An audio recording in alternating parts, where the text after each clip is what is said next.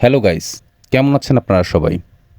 আজ পূর্ণ চন্দ্রগ্রহণ, তাই হাতে থাকা মোবাইল ফোন দিয়ে পূর্ণ চন্দ্রগ্রহণের ভিডিওটা না করে পারলাম না। দীর্ঘ আধা ঘন্টা ধরে ভিডিওটা করেছি, যদিও আপনাদের দেখার উদ্দেশ্যে ভিডিওটা ফাস্ট ফরওয়ার্ড করে দিচ্ছি,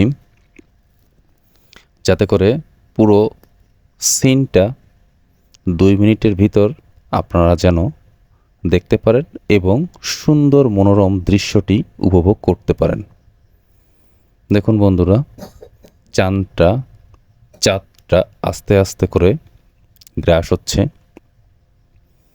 আমরা জানি যে সূর্যের আলো চন্দ্রের উপর প্রতিফলিত হওয়ার ফলে আমরা দেখতে পাই।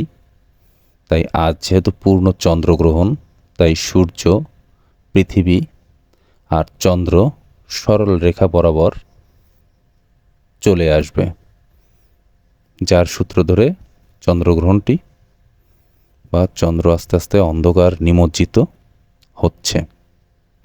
আপনারা দেখতেই পাচ্ছেন খুবই ধীরে ধীরে চন্দ্রটি অর্ধচন্দ্রে রূপান্তরিত হয়েছে।